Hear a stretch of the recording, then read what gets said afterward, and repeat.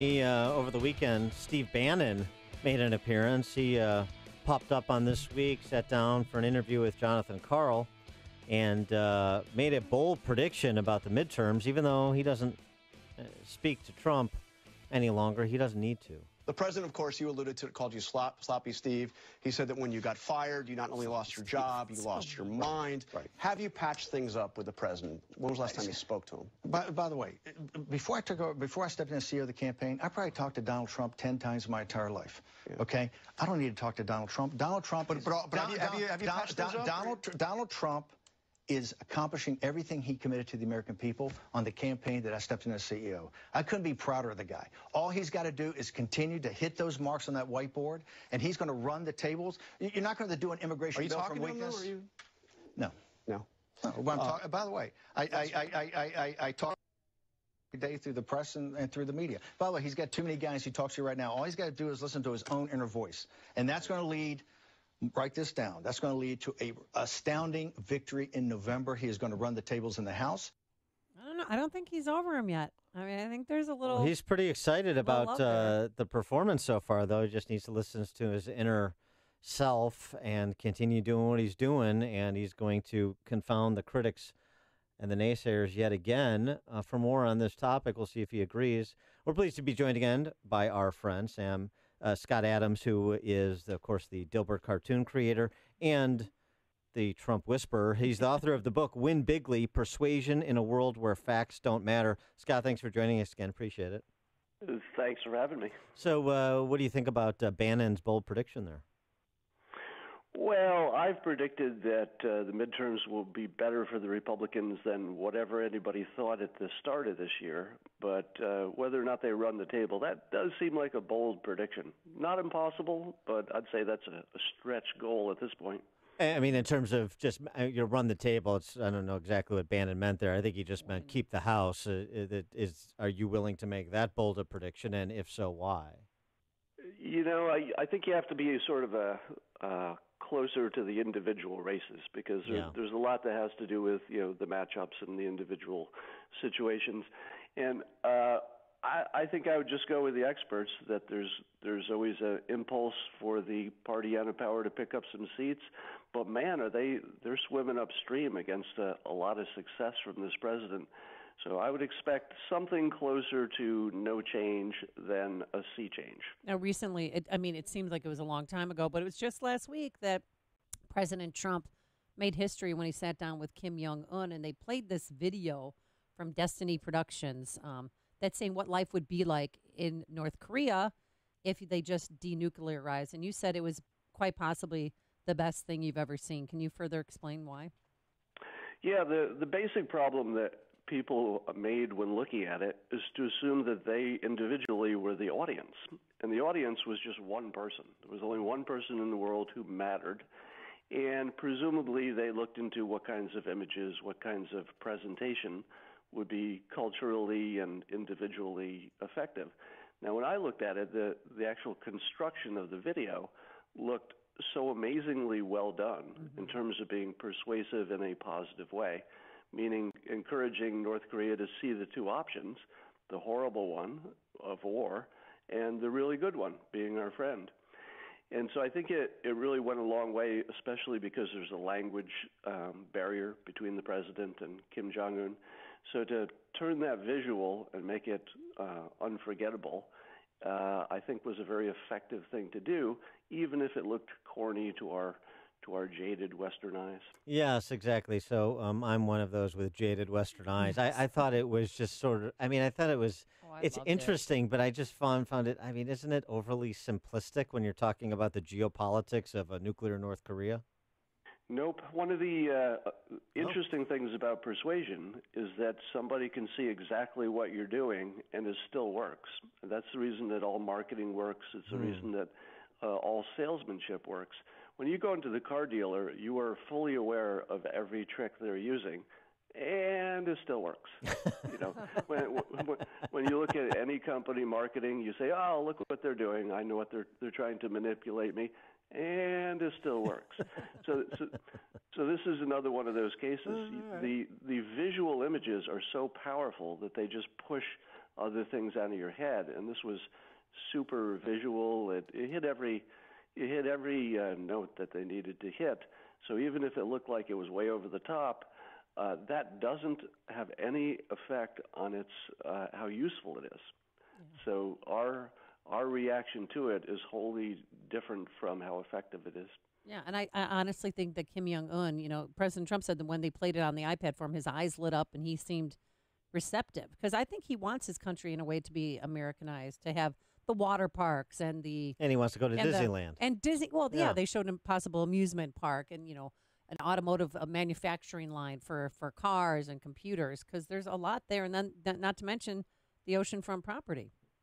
Yeah, I think the biggest story was the one that's unreported, which is people are saying, hey, the president left there without anything and we gave up, the war games, or we gave up giving him the meeting that he got a lot of respect. And I think the biggest story is missing, which is the president went there with Kim Jong-un having something like a reason to nuke us, and when he left, there was no reason anymore. He took away the reason. Now, if you're worried about how it goes from here, I would say it's pretty good news that North Korea no longer has a reason. And if we continue to not act aggressive toward them, I would expect we'll get a good result. It's going to be a bumpy road. We would expect that they may not be 100% forthcoming, but if we keep at it, and at the same time, there's just no reason for them to see us as an enemy. And that video went a long way towards saying, look, being our friend is a really good deal, and here's the offer. We'd rather be friends. That's a really powerful message. And taking the reason away from a country, I don't know we've ever seen that before, have we? Not quite in that way. Not with a video. Not with a movie trailer. We haven't seen it before. In a world gone mad. Let me ask you. I'm sorry. But take, for example, Iran. If we tried to take away their reason, we couldn't, because they may have deep-seated hatred for Israel and there may be religious motivations. But North Korea was unique. It was a psychological problem where they thought we wanted to attack them. We thought they wanted to attack us. And the best psychological operator in the world, that's what I call Trump, went in and solved a problem that was almost designed for him. It was like he was born for that problem. It was purely psychological, and he just removed it. And the parts that happened after this, of course, are hard and unknown, the actual removal of the weapons. But he did the tough part, which is he changed minds, I'm sure. What about on the psychological front in terms of shifting the balance of power or leverage with respect to that Inspector General report on Friday? Kind of good news, bad news. The bad news is it confirms that you had sort of political operatives masquerading as leaders in the FBI and the Department of Justice. The good news is that it vindicates a lot of what Trump has done so far and said about the senior leadership of both of those agencies, and gives him, frankly, newfound standing, I believe. Well, there's several things I would lump together. The OIG report, climate change, trade agreements, and a few other things. And they have this quality where they're complicated enough and the public doesn't really understand all the variables that it allows them to see whatever the heck they wanted to see, ahead of time. So when you're seeing the two reactions to the OIG report from, it vindicates the president entirely, to well, no, that was a big nothing. There's nothing there. Didn't change a thing. And I kind of felt the latter. I felt like it did give us a sense of the feelings that the FBI people had, but I'm not sure that was any different than we imagined. So it didn't seem like a lot changed. But I mean, it's one thing for people in a partisan context to be saying it. It's another thing for a 568-page report from someone who is perceived and I think respected from both sides as independent in the Michael Horowitz, the Inspector General, to provide the painstaking details that support what we kind of already suspected was true. Yeah, it gives you some comfort that you understand the situation, but there's still enough gray there that people can see it any way they want. So I'm not sure it moved the needle in any direction at all, but it did help us understand that we know what people were thinking at the time. Wanted to get your take on what's going on right now along our borders in El Paso and Brownsville, Texas. Children being separated from their families. President Trump's blaming the Democrats. The Democrats are blaming President Trump. Is this just another way for Democrats to pile on to President Trump, or do you think he should change the zero tolerance policy? Well, on the political level, it's just a home run for the anti-Trump team, and it's a disaster for the Trump administration. So there's no question about who's winning the political part of that right now. But there is a big part in the reality part. There's a lot of magical thinking going on because nobody wants to deal with the central issue, which is if you make things really comfortable for people coming in, there will be more of them. Now, that's the point that should be debated because the objective from all sides, I believe, is to have less of what we're seeing. Fewer people in the so-called cages, fewer people coming across in dire straits. But the real issue is if you make it easy for everybody in the short run, which our humanitarian impulses are all really in the same side. There's nobody on the other side. Nobody wants kids in cages. Nobody wants children separated from adults unless there's just no other choice. And when you see this debate, it looks like a phony debate to me because nobody is laying out the alternative case, which is, all right, let's let people go, or do they push them across the border as a family? I don't believe anybody has even described what the alternative is and also connected the dots to, if we do this, what's that look like in the long run? Does it make it worse or better? Do we encourage more people to come up here or not? And until you've dealt with it on sort of an adult level, I don't know how you can get any help. But let me say as clearly as possible, this is a complete breakdown of government effectiveness that is both Democrats and Republicans and the White House. This is a complete, breakdown, not just in the political sense, but in the reality sense that we're having this conversation and nobody is talking about it like an adult. Well. We haven't even gotten to the adult level of conversation about this. It's just children in cages. And guess what? 100% of the people are on the same side of that. Nobody wants that. That part is horrible. Yeah, but this is longstanding, and to your point before about marketing working, I know what you're doing, but it works anyway. The emotional manipulation here, and there's a reason we've been on this hamster wheel on immigration for so long. Is that certainly the left in this case, and sometimes Republicans as well, are more interested in using people as mascots for particular political gain than they are in addressing, a structural infirmity in a system.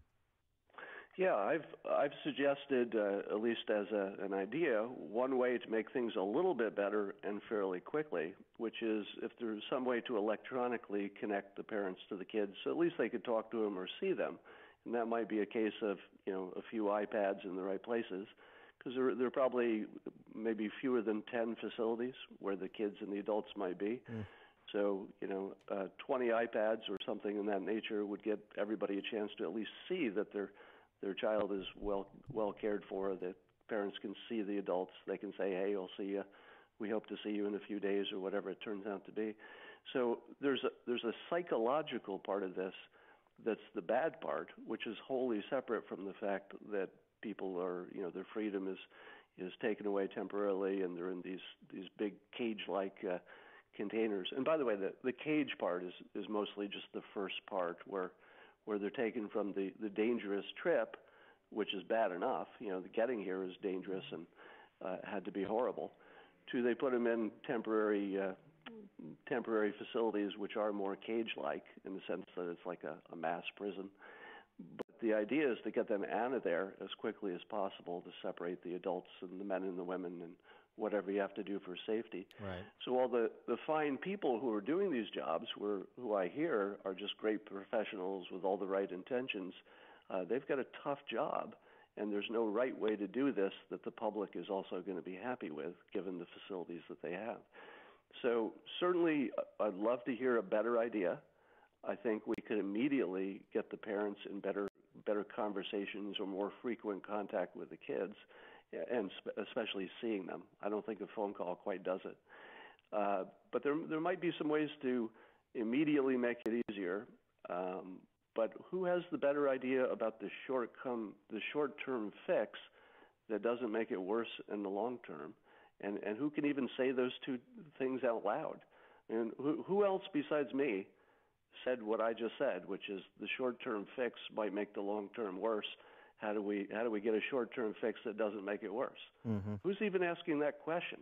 I mean, doesn't that outrage you that our government is so ineffective that neither side is even giving us the adult version of what's going on? No, that's right. Actually, we've asked that question and debated it around on this show many times, including earlier in the show. But that is the right question, and it's an interesting idea with the iPads. That seems perfectly sensible to me. Scott Adams, Dilbert cartoon creator and Trump whisperer, author of the book Win Bigly, Persuasion in a World Where Facts Don't Matter. Scott, thanks as always for joining us. Appreciate it. All right, thank you. And he joined us on our turnkey.pro answer line.